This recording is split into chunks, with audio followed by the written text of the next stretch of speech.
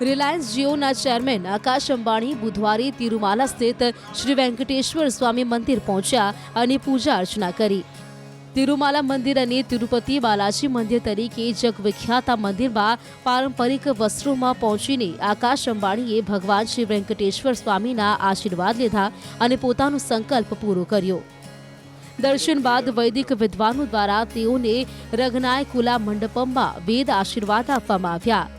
મંદિર પ્રશાસન દ્વારા તેઓને શ્રીવારી તીર્થ પ્રસાદમ અને એક રેશમી સાલ ભેટમાં આપવામાં આવી। બાદમાં આકાશ અંબાણી તિરુમાલા ગૌશાળામાં પહોંચ્યા, જ્યાં મંત્રોચ્ચાર સાથે ગૌ માતાની વિશેષ પૂજા કરી। આકાશ અંબાણીએ ગાયને ભોજન ખવડાવ્યું। આકાશ અંબાણીએ મંદિર પરિસરમાં રાખવામાં આવેલા ગજરાજના પણ આશીર્વાદ લીધા। અંબાણી પરિવાર હિન્દુ સનાતન ધર્મ પરંપરામાં અપાર શ્રદ્ધા ધરાવે છે। જ્યારે સમય મળે ત્યારે તેઓ દેશભરના દેવાલયોમાં દર્શન અને આશીર્વાદ લેવા પહોંચે છે। અત્યારે અનંત અંબાણી પણ દ્વારકાધીશ મંદિર સુધીની પદયાત્રા પર નીકળ્યા છે। પગપાળા ચાલીને તેઓ ભગવાન દ્વારકાધીશના દર્શન કરશે। પદયાત્રા દરમિયાન અનંત અંબાણી સતત ભજન, કીર્તન અને હનુમાન ચાલીસાનું પઠન કરી રહ્યા છે।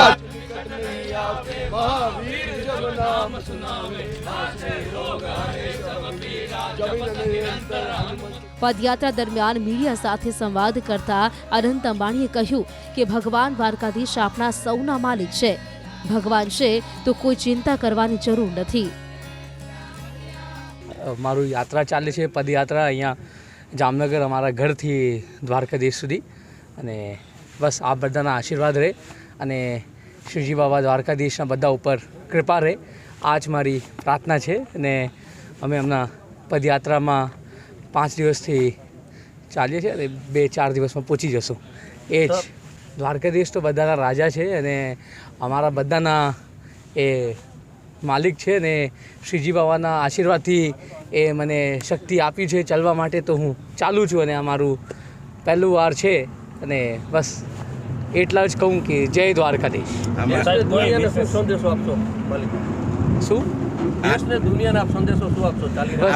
દ્વારકાધીશનું કૃપા રહે અને બધા શ્રીજી બાબા બધાને સંભાળીને રાખે ને બધાને આશીર્વાદ આપે। બધા યુવાને ભગવાનના પ્રતિ પ્રેમ રાખવું જોઈએ અને બધા યુવાને સનાતન પ્રતિ પ્રેમ રાખવું જોઈએ અને બધા યુવાને બસ એ જ મારી બધા યુવાને એક મેસેજ મોકલાવું છું, મારા ભાઈઓ અને મારા મિત્રોને, કે આપ બધા શ્રીજી બાબાના આશીર્વાદ લઈને આગળ વધો અને જ્યારે ભગવાન છે તો કંઈ ચિંતા નહીં કરવાનું।